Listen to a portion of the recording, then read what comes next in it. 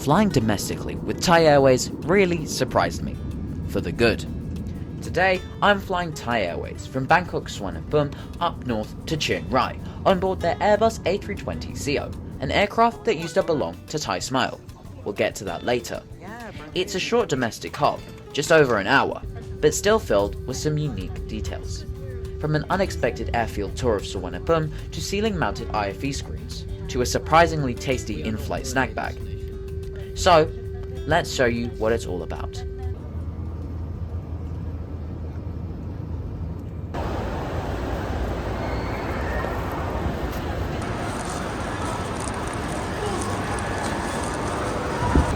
Good afternoon. We are now in Suvarnabhumi Airport and we're going to be flying to Chiang Rai. We're flying a beautiful A320 and we're checking in. It's one of my first times flying domestically. It's not my first time, but I haven't done it in a while, so I would love to see how it works. My last time I think was in COVID, so completely different.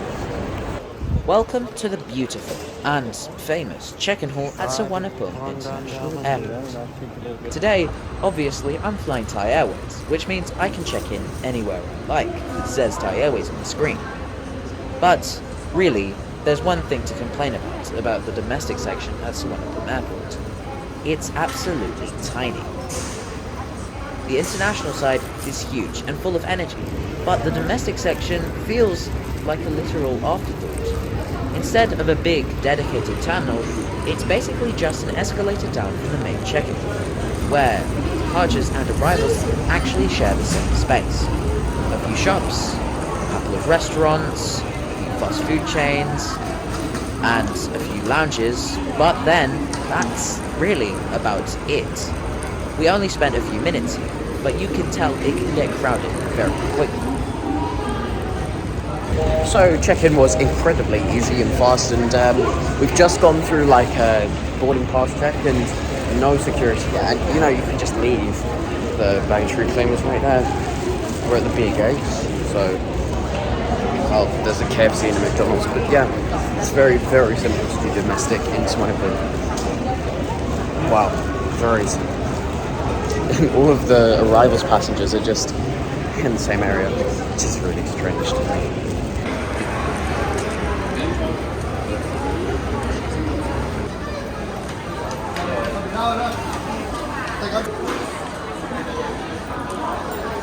Now, when you eventually get to security, it feels very cramped and is actually separated at multiple zones.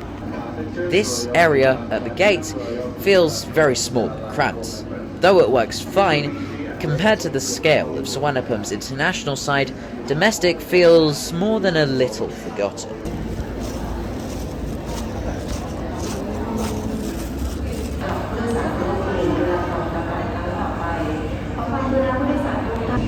Welcome to gate B9. So we are now at the gates. We have literally just gone through security, which is very fast and feels kind of temporary. Anyway, we are boarding now, apparently. We're a group 1. We are not. The people are a group 1. But like, our plane is just parked past us, like by the window. But we're gonna have to take a bus there because we can't use the jet bridge because we're actually in the arrivals area. So like domestic flights go into the arrivals area, so like you're basically stuck with arrivals passengers. So like basically you go from check-in and you go downstairs, you go through like a boarding pass check, and then you're in the same place as arrivals and you can leave if you want to. That's why would you. And then you're basically into like a Stansted feeling environment, which is like full of shops and stuff. And then you have to, then you're kind of, you go up and you go to the security area, and then you go back down to the gates, which is only like 6 gates down here, A and B, and you have to be bussed or walk, I don't know, to your aircraft because you can't use jet bridge because you're not in the proper airside zone. You're not outside of the country, so you stay inside of the country. It's really interesting. Like, for example, the McDonald's, you have everything. You have the same deals that a McDonald's outside of the airport would have, which is really interesting, but a different price. That's a different thing. Anyway, we're going to be flying a former Thai Smile A320CO, so that's going to be interesting.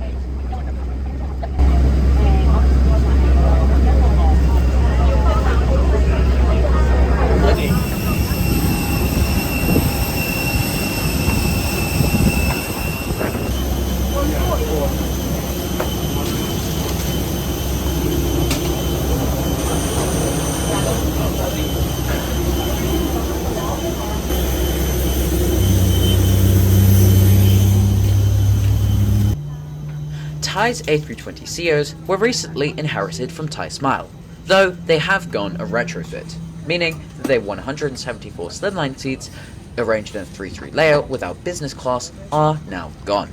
Instead, they now feature 12 Recaro recliner seats configured in 2-2 for business class, as well as 144 slimline seats configured in 3-3 for economy class. The economy class seats features a 4-way adjustable headrest, ropage of 31 inches to 37 inches for exit rows, seat width of 17.7 inches, and seat recline of 3 inches. Now, the seat is fine for a 1-hour hop, though there's no in-seat power or USB ports, which is a little bit disappointing in 2025. So, we've got this, we've got a literature pocket, we've got a safety card, we've also got this. Interesting. And then we've got a normal tray table which comes down and extends pretty well, nice. And then we've got this beautiful seat pocket which also comes with the magazine, Swadi, and then got the sky shot as well as a nice tight printed cloth bag. Okay. The leg room, with me sitting upright, I'm around 170 centimeters tall. It's like this much.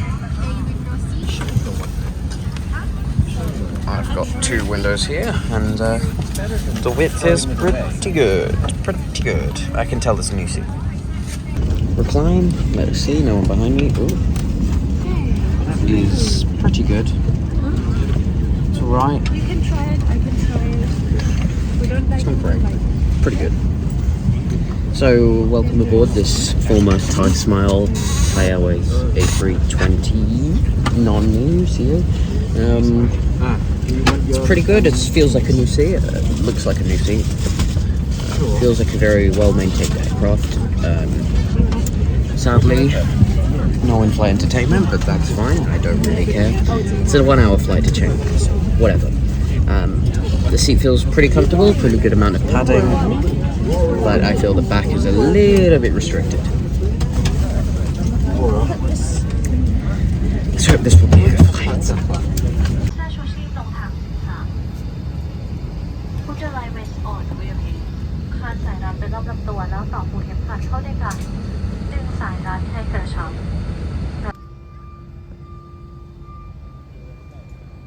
After pushback, we began what felt like a grand tour of the airport, taxiing almost all the way around Suvarnabhumi. This is as the third one-way was in operation, meaning we had to use that. The upside? I got a great view of some rare and exotic aircraft parked at the remote stands. That's the thing about Suvarnabhumi. Airlines bring their biggest planes here to connect the world, but during the day, many wide-bodies sit idle, waiting for the overnight long hauls. For an av geek, it's heaven, and I even managed to take a picture of a Mahan Air A340-300, which looked incredible.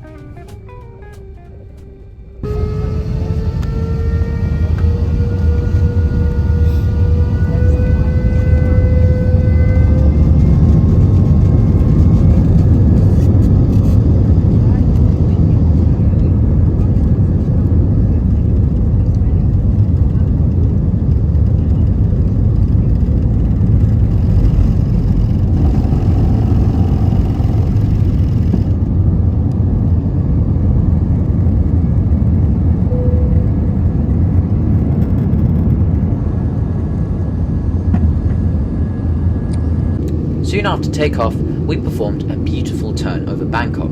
From the window, I could see the entire airport and the sprawl of much of the city below. A really, really cool sight for a departure.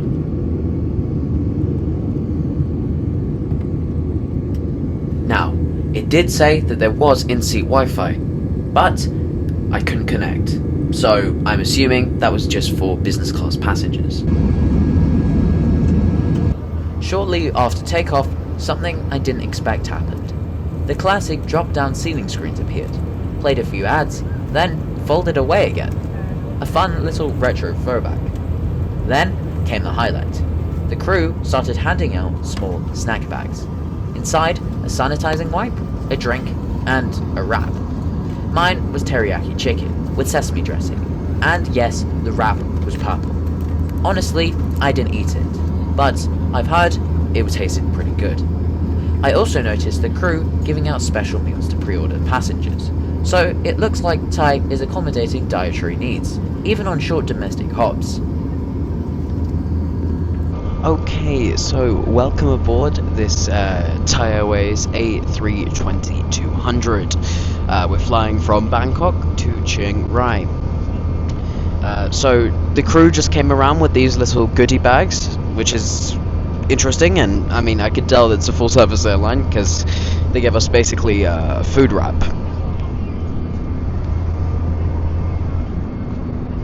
A purple food wrap, chicken teriyaki and greens, as well as a water bottle and sanitizing wipe in a nice bag.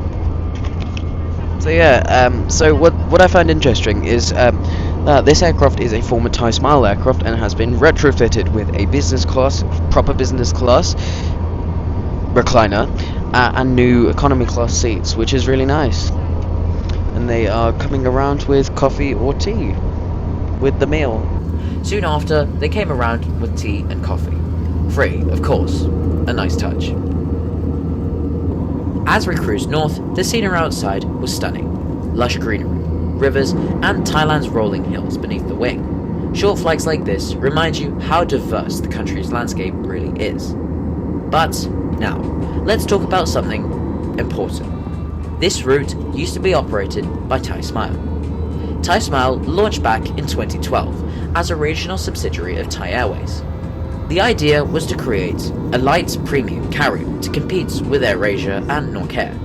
With its bright orange and purple livery, all 320 fleet, and free snacks, Thai Airways simply carved out a space between full service and low cost. It flew domestic routes like Chiang Rai and Koh Kia, and international hops to Phnom Penh, Vientiane, and Kolkata. For a while, it worked, and passengers could even earn Star Alliance miles because of its link to Thai Airways. But running two separate airlines was expensive and confusing for passengers. By 2020, Thai Airways was already struggling financially, and the COVID crisis made things even worse. In 2023, the decision was made to fully merge Thai Smile into Thai Airways.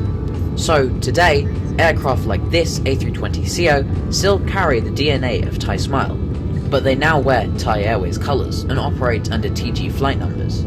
It's the same metal, but with Thai Airways hardware, service, and branding on board. Honestly, I think it's a win. It keeps things simpler, and you still get the warm Thai Airways hospitality, even on a short domestic hop.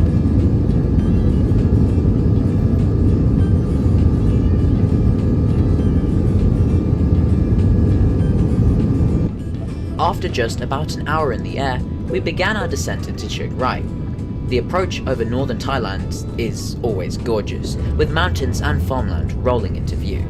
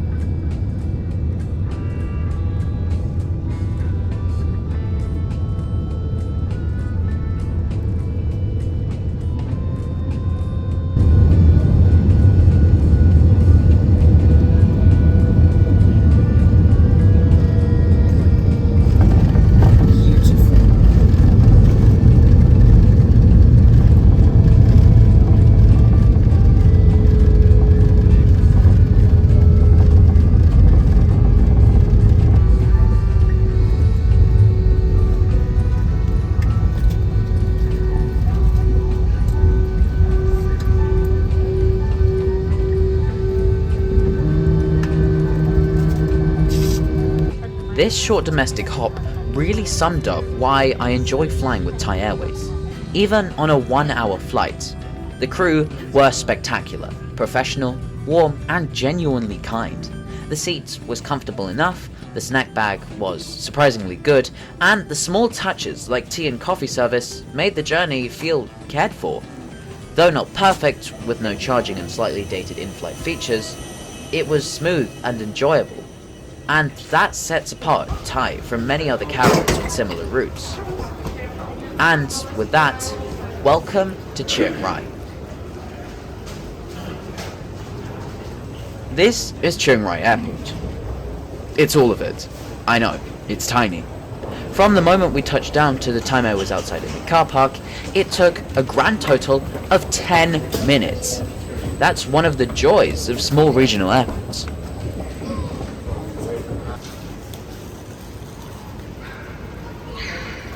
Okay, interesting.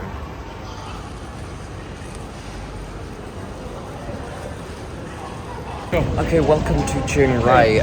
We've got our bags really quickly because the baggage reclaim area is literally connected to the ramp with like just a bit of rubber, I guess. Anyway, you just walk out and you're there. This is the departures and arrivals and stuff. With the Dairy Queen, obviously. Thank you for watching. Subscribe, like the video, I guess. Comment down below what has been your favourite thing about this flight and what has surprised you, because it surprised me. Thank you for watching and I'll see you in the next video. Subscribe. Goodbye.